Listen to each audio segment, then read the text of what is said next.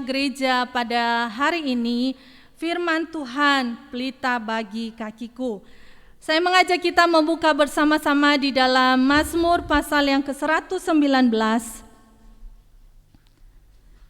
Mazmur 119 ayat yang ke-105 sampai ayatnya yang ke-112.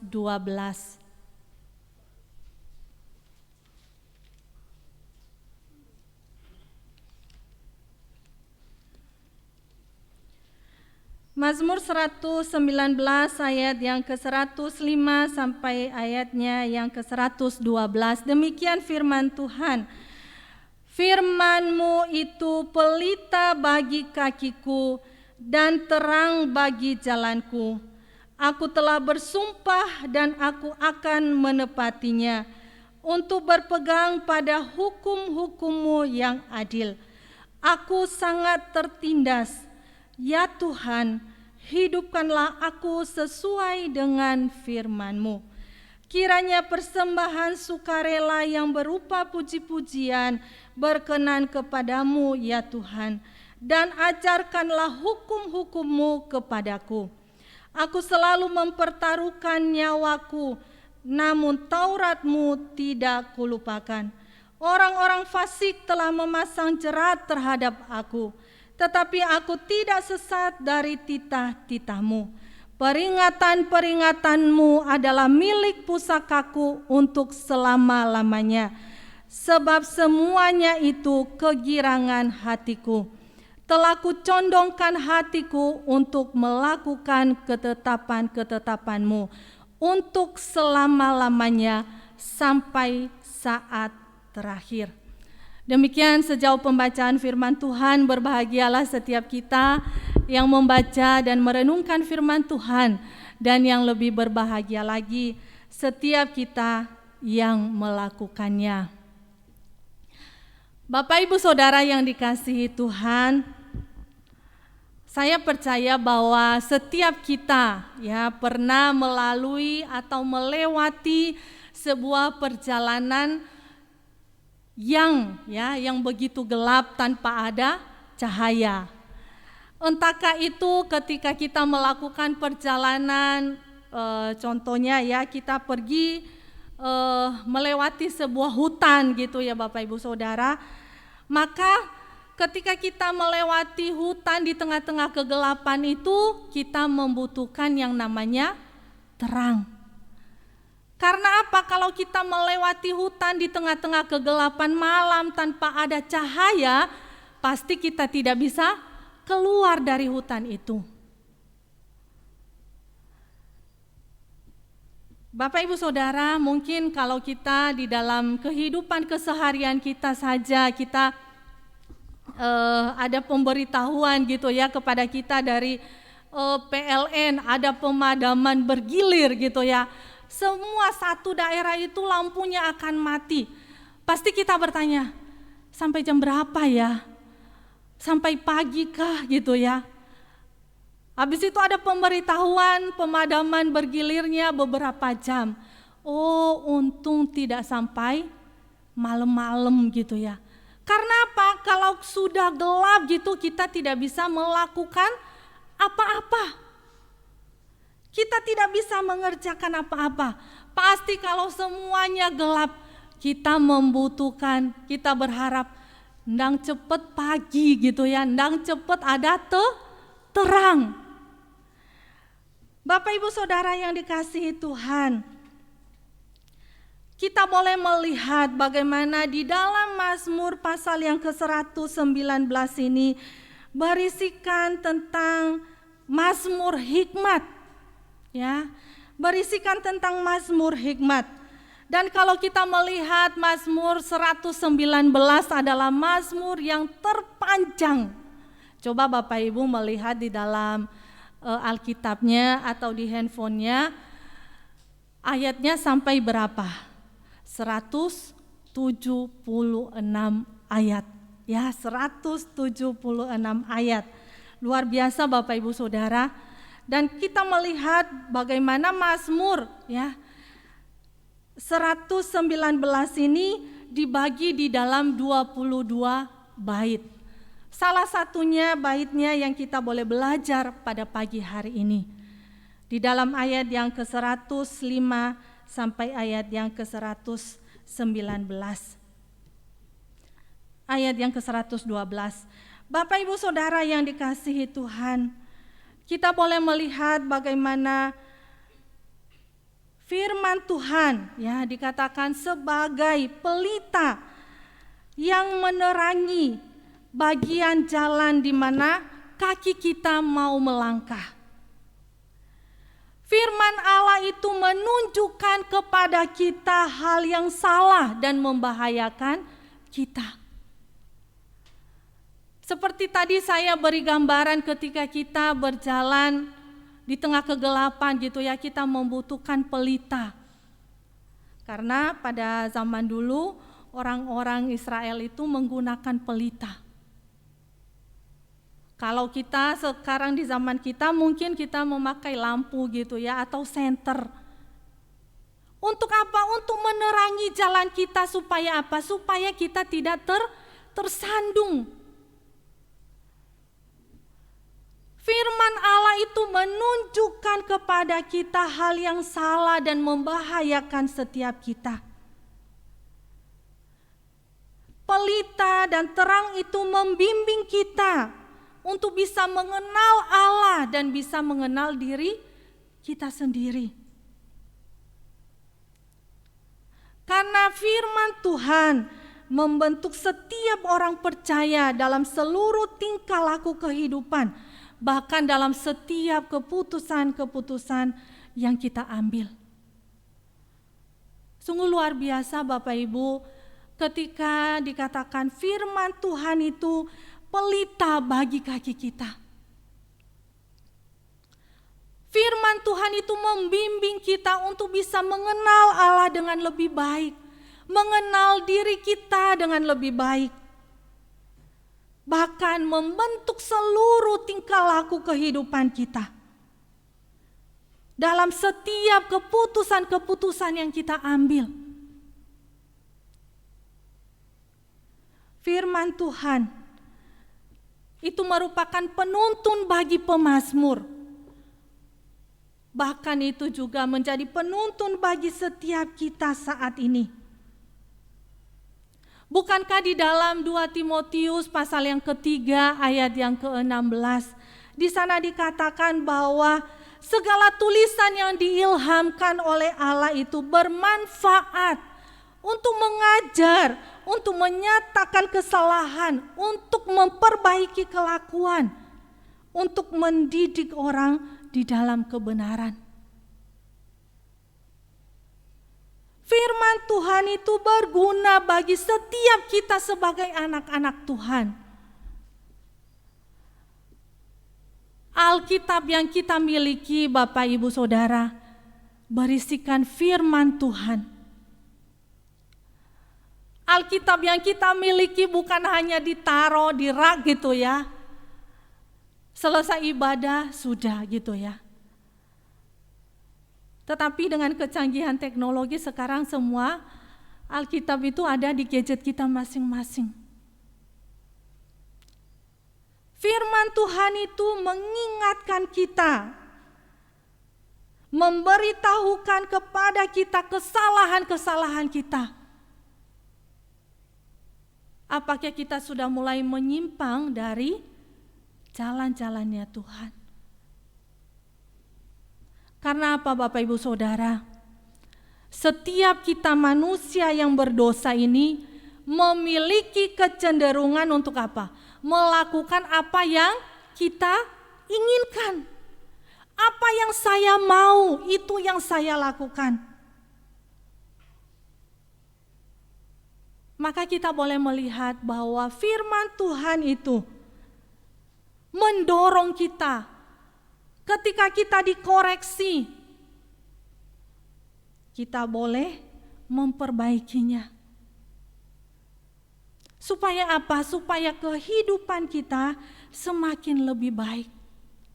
Kehidupan kita semakin lebih berkenan kepada Tuhan.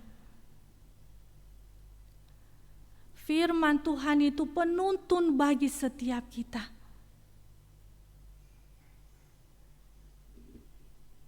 Bapak Ibu Saudara yang dikasihi Tuhan, kita boleh melihat ketika pemazmur mengatakan di dalam bagian ini, firman-Mu itu pelita bagi kakiku dan terang bagi jalanku. Bagaimana pemazmur boleh menempatkan firman Tuhan itu sebagai penuntun satu-satunya di dalam kehidupannya. Maka kita boleh melihat di dalam ayat yang selanjutnya bagaimana dia mengambil sebuah keputusan yang begitu tegas untuk berpegang kepada hukum-hukum Tuhan. Dia mengambil sebuah keputusan, mengambil sebuah komitmen untuk berpegang kepada ketetapan-ketetapan Tuhan, berpegang kepada hukum-hukum Tuhan. Kalau kita boleh melihat di dalam perjanjian lama bahwa bangsa Israel diberikan oleh Tuhan 10 hukum. Pemazmur mau menaatinya, bukan hanya dia berpegang kepada hukum-hukum Tuhan, namun dia juga berjanji setia dan bertekad untuk menepati janji itu. Dia berjanji di dalam hidupnya untuk apa? Untuk berpegang kepada firman Tuhan. Bapak Ibu Saudara yang dikasihi Tuhan, pemazmur kalau kita melihat bagaimana dia bukan hanya berjanji untuk setia menaati hukum-hukum Tuhan, tetapi di dalam bagian yang selanjutnya, bukan berarti ketika dia sudah berjanji untuk setia menaati hukum Tuhan, hidupnya tidak ada masalah. Hidupnya baik-baik saja. Dia sudah taat kepada firman Tuhan, maka dia terbebas dari pergumulan. Tidak, Bapak Ibu Saudara. Kalau kita mulai melihat di dalam bagian kebenaran firman Tuhan ini, bagaimana pemazmur mengatakan di dalam ayat yang ke-107, aku sangat tertindas. Ya Tuhan, hidupkanlah aku sesuai dengan firman-Mu. Bagaimana pemazmur di dalam bagian ini, ketika dia sudah menaati hukum-hukum Tuhan, hidup berpegang kepada hukum-hukum Tuhan, dia pun menghadapi yang namanya masalah. Dia tidak terluput yang namanya kekecewaan. Dia tidak terluput dari yang namanya keterlukaan. Bapak Ibu Saudara yang dikasihi Tuhan, kalau kita boleh melihat bagaimana Daud, bagaimana dia menghadapi peperangan melawan Saul. Di luar dia berperang, di dalam hatinya dilanda berbagai ketakutan, kegelisahan, kekhawatiran. Bisa aja Bapak Ibu Saudara, Daud dan para prajuritnya akan mengalami kekalahan di dalam peperangan. Namun ia tahu bahwa Allah adalah sumber pertolongannya. Bapak Ibu Saudara yang dikasihi Tuhan, tidak jauh bedanya dengan kehidupan kita sebagai anak-anak Tuhan. Di tengah-tengah pengiringan kita kepada Tuhan, di tengah-tengah iman kita kepada Tuhan, tentu ada banyak hal yang kita alami, bukan? Kadangkala kita mengalami kekecewaan, kadangkala kita mengalami keterlukaan.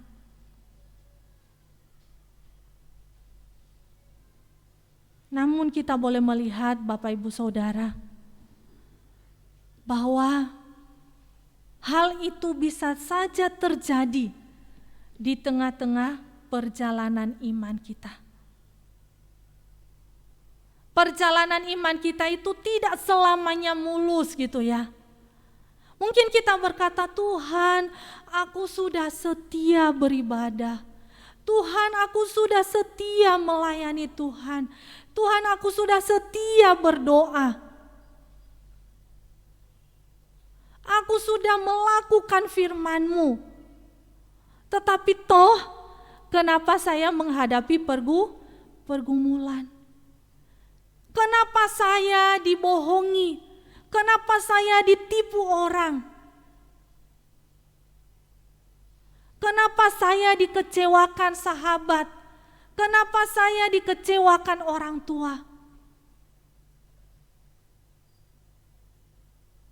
Bahkan anak yang saya kasihi, anak yang saya cintai, sudah melupakan aku. Bapak Ibu Saudara yang dikasihi Tuhan, ada banyak hal yang kita alami di dalam kehidupan ini. Karena di dalam perjalanan mengiring Tuhan, tidak semuanya baik-baik saja. Jangan percaya di luar sana beberapa orang ketika mengatakan, percaya Tuhan semuanya aman, percaya Yesus semuanya diberkati, percaya Yesus semuanya berjalan mulus. Siapa bilang? Di dalam realita yang kita hadapi, yang kita jalani saat ini, kadangkala iman kita itu mengalami pasang surut. Mungkin di sepanjang minggu ini kita begitu setia kepada Tuhan. Besok ketika ada masalah, kita mulai undur dari persekutuan. Sudah malas berdoa, sudah malas beribadah. Bapak Ibu Saudara yang dikasihi Tuhan, ketika kita bercermin di dalam bagian kebenaran firman Tuhan ini, bagaimana pemazmur mengatakan di dalam ayat yang ke-107, aku sangat tertindas. Hidupnya berada di dalam tekanan Bapak Ibu Saudara. Berbagai ketakutan-ketakutan yang mungkin muncul di dalam benaknya, yang mungkin muncul di depannya. Apakah dia pasrah? Ya wes gitu ya. Ya sudah, apa yang terjadi? Tidak demikian. Tetapi pemazmur boleh melihat bahwa Allah adalah sumber pertolongannya. Sehingga ia berkata, hidupkanlah aku. Buatlah aku bersemangat, buatlah aku bersukacita. Dan keluarkanlah aku dari segala penderitaan. Dia memohon Tuhan, Tuhan kuatkan aku. Berikan aku semangat, berikan aku sukacita, berikan aku kekuatan. Supaya aku mampu melewatinya. Ia memohon dengan sungguh-sungguh kepada Tuhan. Bapak Ibu Saudara yang dikasihi Tuhan, kita pun di tengah-tengah pergumulan yang kita hadapi, mungkin di tengah-tengah segala tekanan yang kita hadapi, kita minta Tuhan untuk apa? Memampukan kita melewati setiap proses yang Tuhan izinkan. Kita minta Tuhan menopang setiap kita, menguatkan kita melewati setiap tekanan yang mungkin Tuhan izinkan kita alami. Bapak Ibu Saudara yang dikasihi Tuhan, sungguh di dalam kebenaran firman Tuhan yang kita boleh baca renungkan pada pagi hari ini, bagaimana pemazmur Daud di dalam doanya, kiranya dikatakan di dalam ayat yang ke-108, kiranya persembahan sukarela yang berupa puji-pujian berkenan kepadamu ya Tuhan, dan ajarkanlah hukum-hukum-Mu kepadaku. Bapak Ibu Saudara yang dikasihi Tuhan, pemazmur di dalam bagian ini, dia tahu bahwa Allah mendengar segala permohonannya. Maka dia boleh menaikkan doa dan pujian.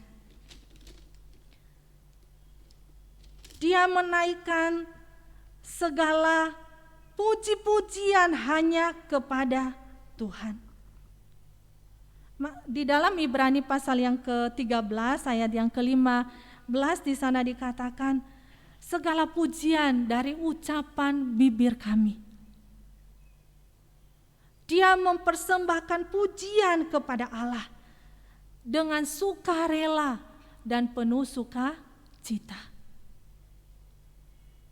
Dia belajar untuk menyenangkan hati Tuhan.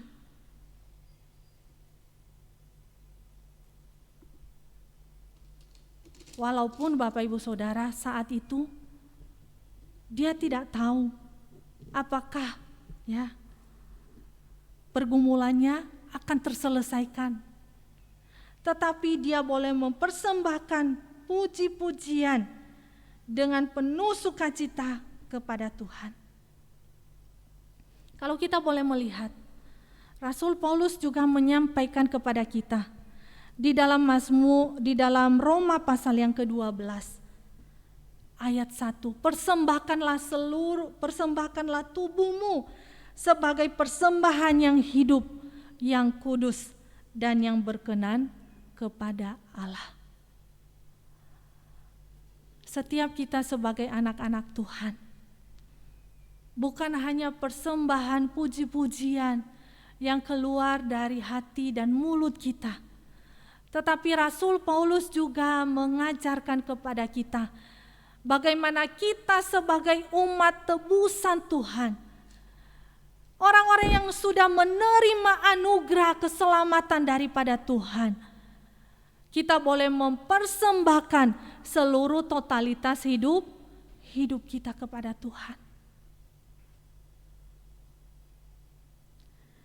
Bapak Ibu Saudara yang dikasihi Tuhan, Daud atau pemazmur di dalam hal ini, ia telah berjanji untuk berpegang kepada hukum-hukum Tuhan. Maka kita boleh melihat Bapak Ibu Saudara, di dalam ayat yang ke-109 sampai ayat yang ke-110, di sana dikatakan, aku selalu mempertaruhkan nyawaku, namun Taurat-Mu tidak kulupakan. Orang-orang fasik telah memasang jerat terhadap aku, tetapi aku tidak sesat dari titah-titah-Mu. Bapak Ibu Saudara yang dikasihi Tuhan, kalau kita melihat di dalam bagian kebenaran firman Tuhan ini, pemazmur sudah berpegang kepada hukum-hukum Tuhan. Dia sudah berpegang kepada firman Tuhan. Namun di sini kita melihat bagaimana dikatakan nyawanya itu sedang terancam. Ketika dia berpegang kepada firman Tuhan, dia boleh merasakan bahwa dia ada di dalam penindasan. Tidak berhenti sampai di situ Bapak Ibu Saudara. Tetapi saat ini nyawanya sedang terancam. Tinggal satu langkah antara dia dan kematian. Coba bayangkan Bapak Ibu Saudara, kalau nyawa kita ini sedang terancam. Pasti kita berusaha menyelamatkan diri, bukan? Ya.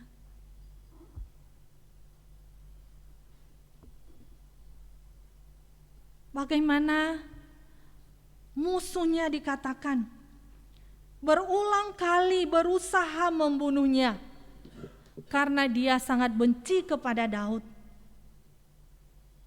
Bahkan dikatakan dimanapun Daud berada, bahaya itu selalu mengancam nyawanya. karena mereka menginginkan kematiannya.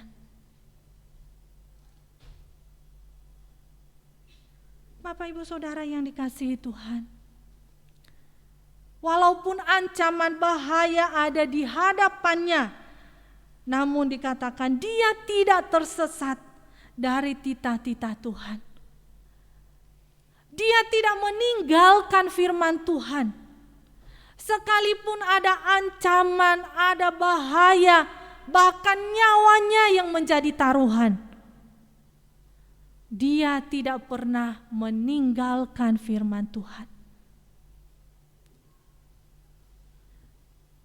Karena ia percaya bahwa Tuhan akan memampukan, akan menjaganya untuk dapat melewati segala bahaya yang sedang mengancamnya.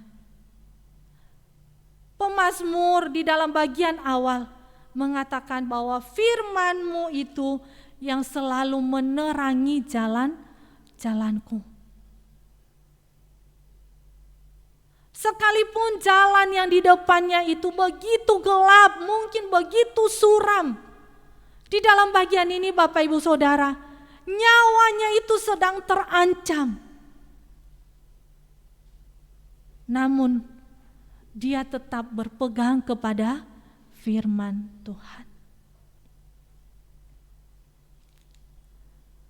Bagaimana dengan kita sebagai anak-anak Tuhan? Mungkin hari-hari ini Bapak Ibu Saudara, bukan nyawa kita yang sedang terancam gitu ya. Mungkin kita tidak berada di dalam peperangan gitu. Tetapi kita boleh melihat situasi di mana kita berada saat ini. Semua kita tanpa terkecuali ketika kita beribadah, kita harus menjaga diri. Kita semua memakai masker gitu ya Bapak Ibu Saudara. Karena apa? Virus yang begitu ya menakutkan mungkin ya bagi kita.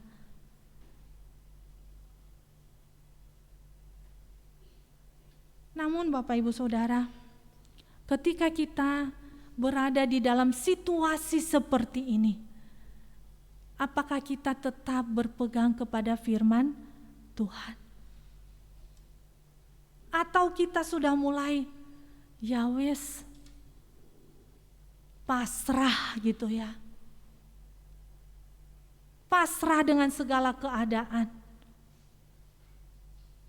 Tidak Bapak Ibu Saudara.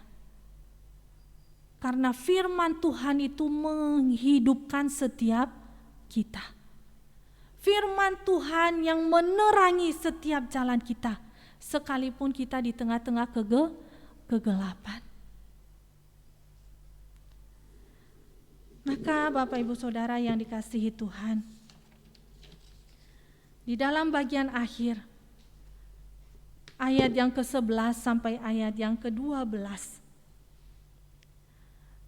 pemazmur boleh mengatakan, peringatan-peringatanmu adalah milik pusakaku untuk selama-lamanya. Sebab semuanya itu kegirangan hatiku. Telah kucondongkan hatiku untuk melakukan ketetapan-ketetapanmu untuk selama-lamanya sampai saat terakhir. Bapak Ibu Saudara yang dikasihi Tuhan, kita boleh melihat bagaimana pemazmur bertekad untuk setia kepada firman Allah serta hidup dan mati dengannya. Wah, luar biasa Bapak Ibu Saudara ya. Dia telah berjanji untuk setia kepada firman Tuhan serta hidup dan mati dengannya. Bagaimana pemazmur di dalam bagian ini boleh mengatakan, kebenaran dan janji-janjimu adalah milik pusakaku untuk selama-lamanya. Ini adalah harta yang paling berharga dibandingkan dengan yang lainnya. harta pusaka, harta warisan gitu ya Bapak Ibu Saudara. Yang perlu dia jaga, yang perlu dia pelihara. Karena itu lebih berharga dibandingkan dengan segala yang ada di dalam dunia ini. Inilah yang boleh menjadi pengharapan kita sebagai anak-anak Tuhan.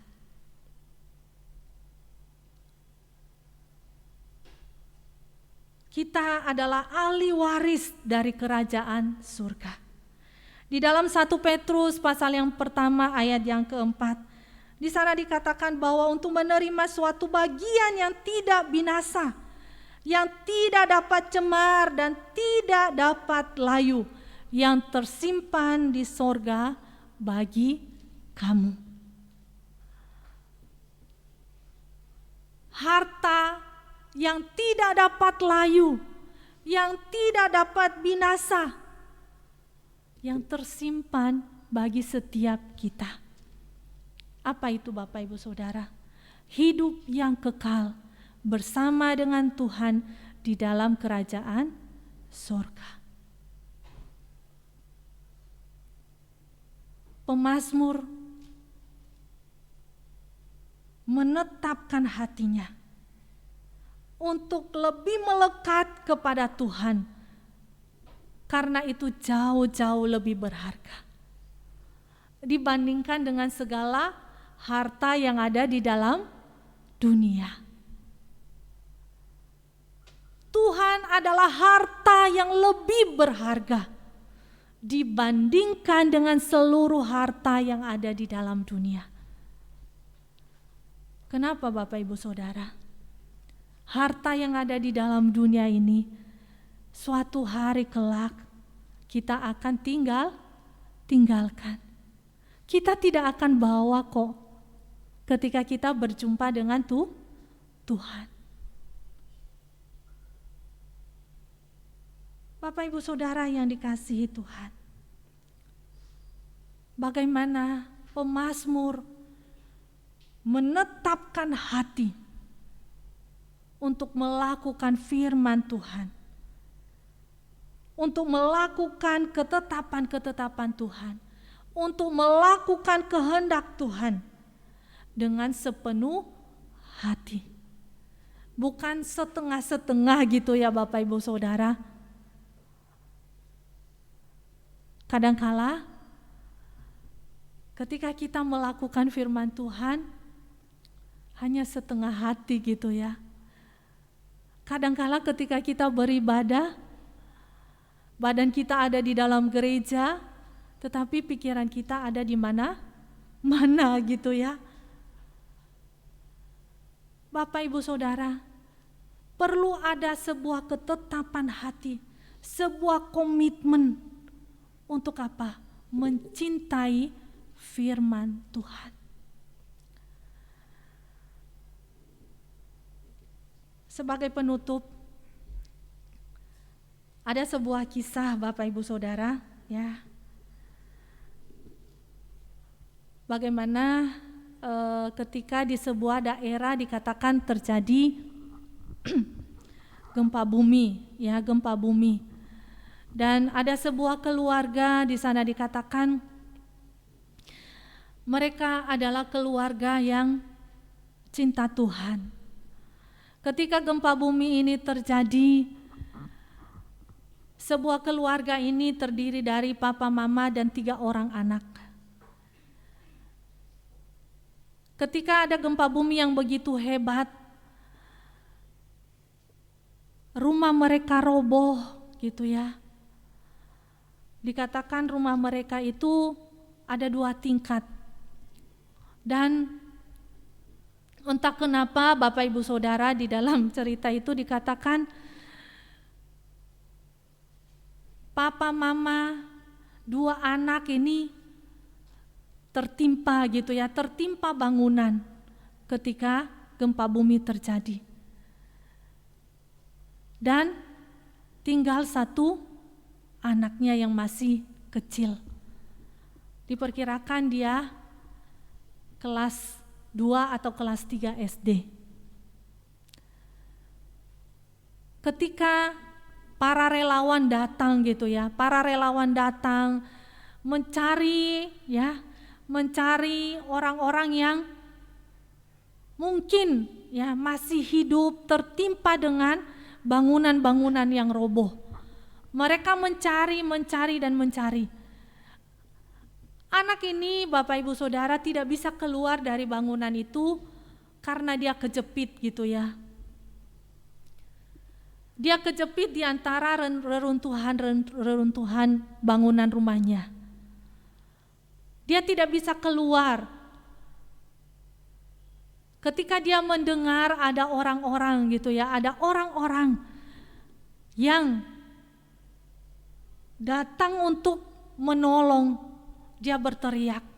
Supaya apa? Supaya dia bisa ditolong. Kalau dia masih hidup gitu ya.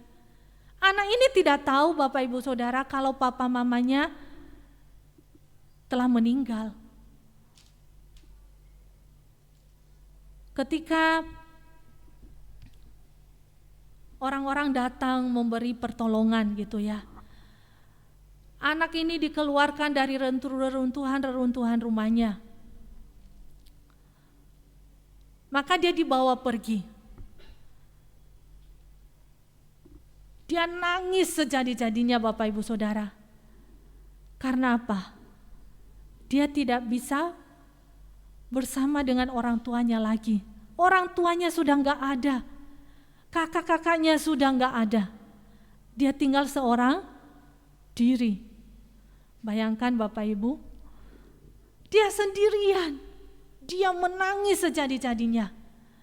Beberapa orang menghibur.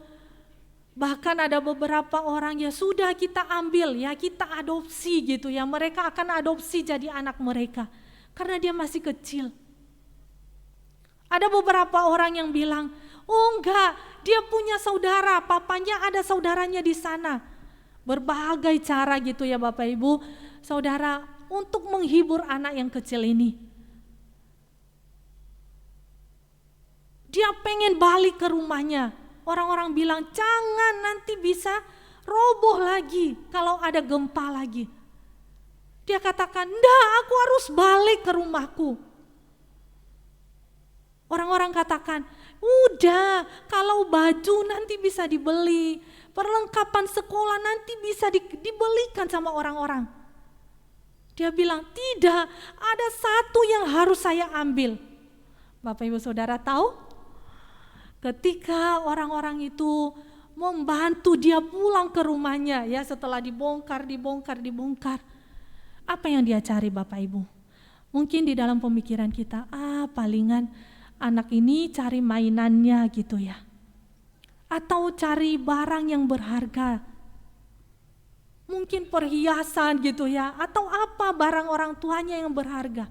Tidak Bapak Ibu Saudara. Ketika orang-orang membawa dia ke rumahnya di tengah-tengah segala reruntuhan, dia mencari barang yang berharga bagi dia. Apa itu? Alkitab. Ya, Alkitab. Setelah dia menemukannya, dia keluar. Dia tidak lagi menangis. Orang-orang bertanya, loh, barang yang kamu cari itu apa? Ini Alkitab. Loh, semua orang bingung Bapak Ibu Saudara. Karena di luar ekspektasi mereka, palingan dia cari barang yang berharga lah. Sampai ada satu orang yang begitu penasaran menanyakan kepada dia, Nak, kenapa kamu mengatakan barang yang berharga itu adalah Alkitab? Padahal di rumahmu masih ada barang-barang yang berharga lainnya. Mungkin perhiasan orang tuamu atau yang lainnya lah. Dia bilang, enggak. Karena apa? Karena firman Tuhan karena buku ini begitu berharga bagi saya. Ini adalah tulisan-tulisan yang Tuhan sampaikan kepada saya. Ketika saya susah, ketika saya menangis, ketika saya sedih, firman Tuhan itu yang hiburkan aku. Tuhan begitu cinta terhadap aku. Bapak, Ibu, Saudara yang dikasihi Tuhan, anak ini boleh melihat ada harta yang begitu berharga, adalah firman Tuhan. Harta yang begitu mulia adalah firman Tuhan. Bagaimana dengan kita sebagai anak-anak Tuhan? Apakah firman Tuhan itu adalah harta yang berharga bagi setiap kita? Apakah firman Tuhan itu boleh menjadi penuntun bagi setiap jalan-jalan yang kita lewati? Dalam setiap tindakan, dalam setiap keputusan yang kita ambil, firman Tuhan itu yang boleh menjadi landasan bagi setiap kita.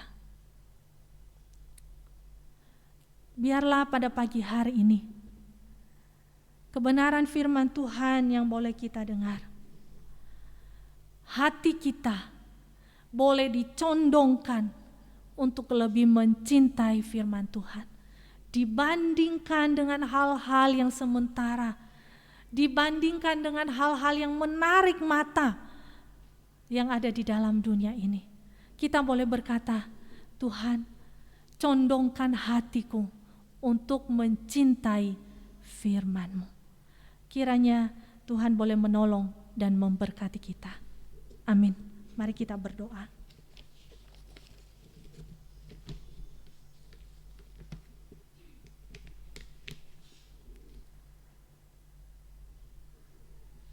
Bapa di surga, terima kasih ya Tuhan untuk kebenaran firman-Mu yang boleh menyapa setiap kami. Kami tahu Tuhan bahwa ketika firman Tuhan itu mengoreksi kehidupan kami, menegur kami, Tuhan, seringkali kami mengeraskan hati kami untuk berjalan mengikuti keinginan dan kemauan kami sendiri. Tuhan, ampuni kami yang seringkali gagal untuk melakukan firman-Mu di dalam hidup kami. Ampuni kami Tuhan, yang seringkali ketika dikoreksi oleh firman Tuhan, kami mengabaikannya. Bahkan seakan-akan kami tidak mempedulikannya. Tuhan, terima kasih untuk kebenaran-Mu yang boleh Engkau sampaikan bagi kami. Firman-Mu itu yang terus memperbaharui kehidupan kami pribadi lepas pribadi. Mungkin setiap karakter kami yang tidak berkenan di hadapan Tuhan boleh diperbaharui lewat firman Tuhan. Karena kami percaya bahwa setiap kami yang ada di dalam Kristus, Roh Kudus itu bekerja, berkarya di dalam hati kami masing-masing. Bahkan ya Tuhan, mungkin di tengah-tengah segala pergumulan yang mungkin sedang kami hadapi, mungkin berbagai hal yang sedang terjadi di dalam diri kami masing-masing, entahkah itu kekecewaan, entahkah itu kemarahan, entahkah itu rasa terluka. Kami percaya Tuhan bahwa firman-Mu sanggup untuk membalut setiap hati kami. Terima kasih ya Tuhan, terima kasih. Kami memohon firman-Mu itu terus menuntun dan menerangi langkah-langkah kami. Dalam setiap apa yang kami pikirkan, dalam setiap apa yang kami rencanakan, bahkan dalam setiap apa yang kami lakukan. Firman-Mu itu boleh menuntun kami. Tuhan, kuatkan kami, teguhkan hati kami untuk lebih mencintai firman-Mu dibandingkan dengan segala apa yang ada di dalam dunia ini. Karena Engkau adalah harta yang lebih berharga ya Tuhan, dibandingkan dengan segala harta yang ada di dalam dunia ini. Terima kasih Tuhan untuk kasih setia-Mu bagi setiap kami sampai hari ini. Tolong kami untuk hidup terus bergantung kepada kemurahan Tuhan. Di dalam nama Tuhan kami Yesus Kristus Allah kami yang hidup, kami berdoa dan mengucap syukur. Haleluya. Amin.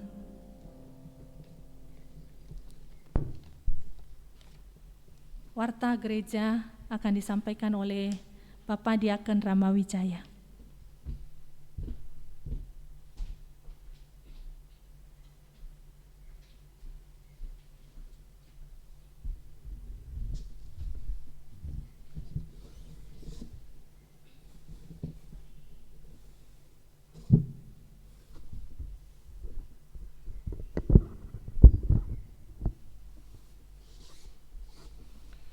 Puji Tuhan, kita telah mendengar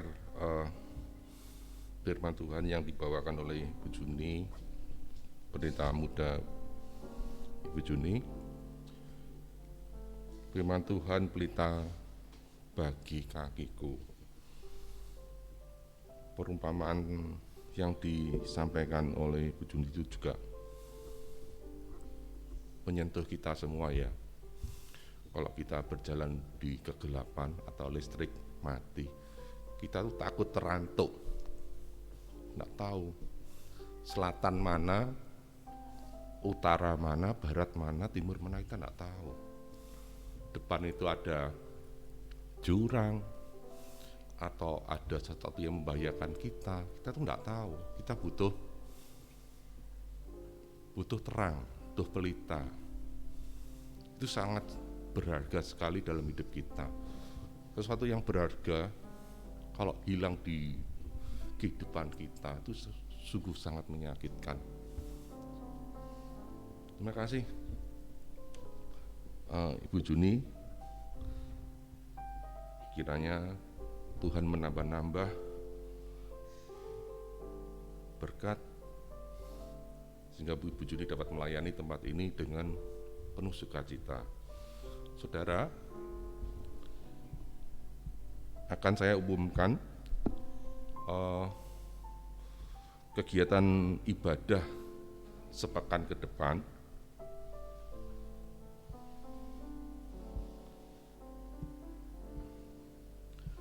Dimulai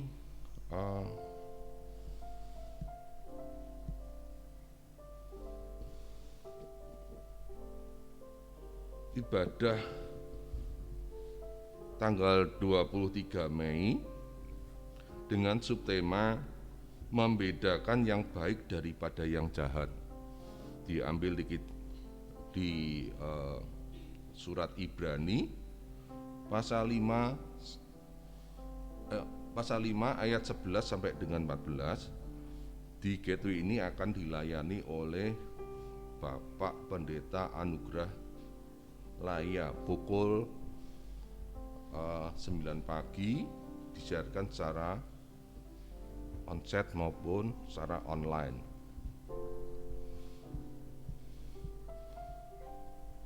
Untuk hari Senin, tempat ini tidak ada kegiatan wahana bliwika atau kegiatan permata. Untuk hari Selasa,